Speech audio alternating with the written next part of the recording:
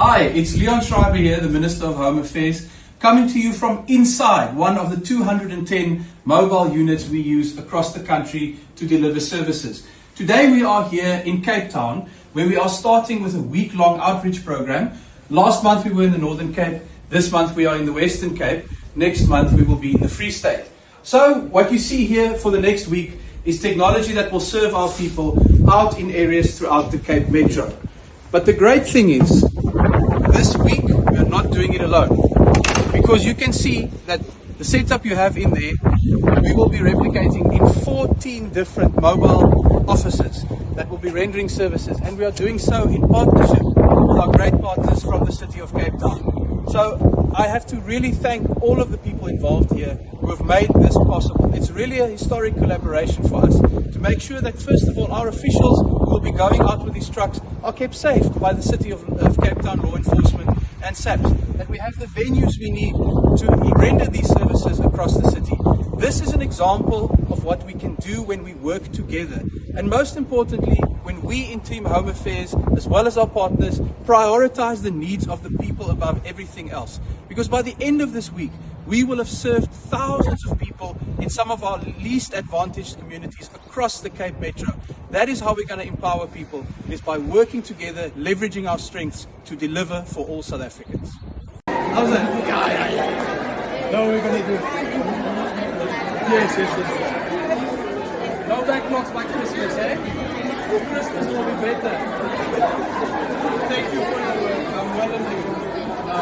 We really appreciate you. I see you around. I'm going to come in the middle of the night to check what you are doing.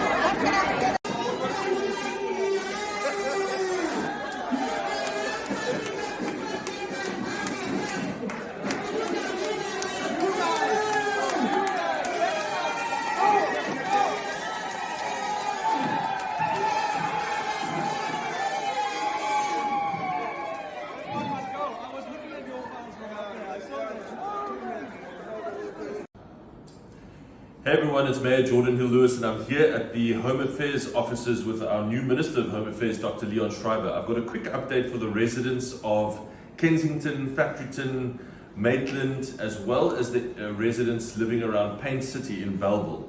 I know that those two tents with the foreign residents have been an issue of concern for residents for a long time. We've tried with the Department of Home Affairs to get an eviction application started.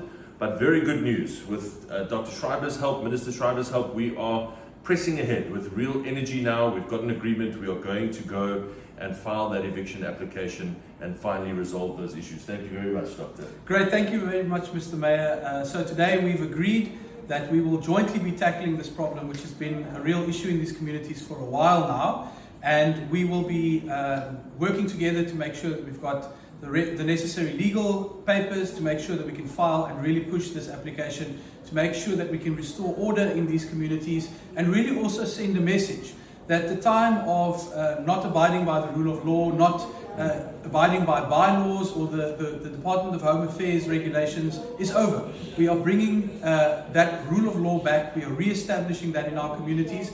It's a big job, but we're going to tackle it one by one, and I'm very grateful for the cooperation of the City of Cape Town to make sure that not only in these communities but across the country we restore law and order. Get as many people out for them to understand that there's a lot at stake here in the Western Cape. We can't afford to lose the over 300,000 new jobs that we created here last year. We cannot afford to lose the 27,000 criminal arrests that were made here through the law enforcement advancement program of the province and the city. There's so much at stake in this election. People cannot stay at home. And we want to keep the Western Cape with a DA majority because we have a record of action here, but we've got a promise of lots more.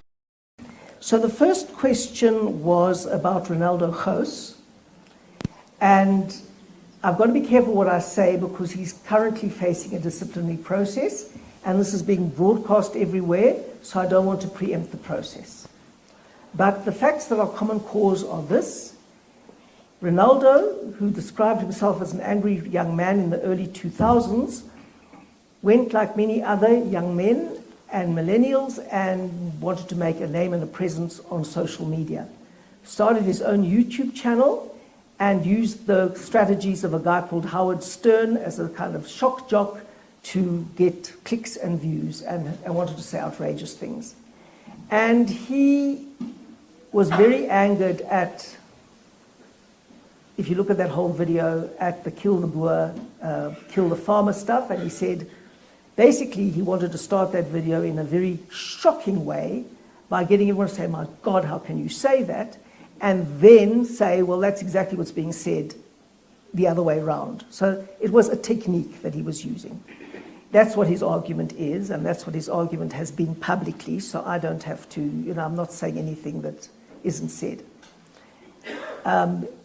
He's deleted all of those videos, and then a long time ago in 2010, and then he wanted to become a councillor, and then became a councillor in 2016 for the first time of the DA, and that was in his past. But your past comes back to bite you in politics very badly.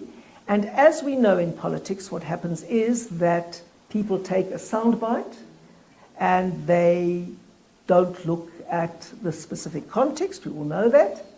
And sometimes words are so egregious that irrespective of the context, you can't use those words. So that is the hearing that he is now undergoing. And he's making his case, and the party's making its case, and we have an independent panel that will adjudicate whether there are extenuating circumstances, because the DA will not in any way tolerate that kind of language. In no way on this planet will we tolerate that kind of language. And the question is, was his youth in extenuating circumstance? Was his role? I don't know what they might consider extenuating circumstances or not. And I'm not on the panel, and I can't influence the panel. We have an independent judiciary in the DA. So that's the issue.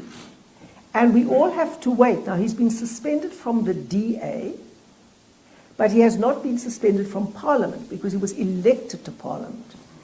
The DA didn't put him there. He was on our list, but he was elected. And if he loses his DA membership, that's one of the possible outcomes of this, he will not be a parliamentarian anymore. But in the meantime, there's a distinction between his role as the DA and his role in Parliament. Okay? So that's the situation at the moment, if I can just explain that.